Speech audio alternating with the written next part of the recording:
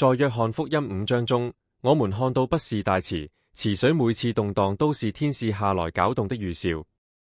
病人在池邊等候，只為在水動時率先下水，以獲得痊癒。這個故事反映了人們對神秘力量的渴望，但同時也揭示了盼望與等待的痛苦。聖經經文的演變使得對於畢士大池的理解有了新的層次。古卷中的記載與後期抄本的補充相互交織，使我們看到信仰與歷史的深厚連結。這些經文不僅是信仰的來源，亦是文化的傳承。耶穌的出現改變了一切，他的力量超越了傳統的醫治方式。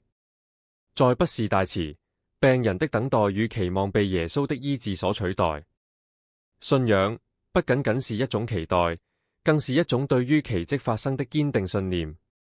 我們不再只是等候天使，而是直接向耶穌求助。許多人仍然依賴於天使的保佑，但我們的真正依靠應該是耶穌基督的力量。耶穌向我們展示了醫治本質，即他的愛與恩典。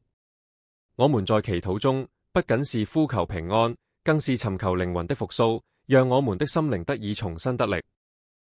要重拾信心，我們必須轉向耶穌，這樣我們才能經歷到真正的醫治。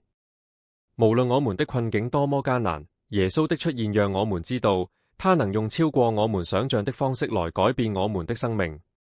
信仰是我們克服苦難的力量源泉，讓我們一同向主耶穌尋求保守與醫治。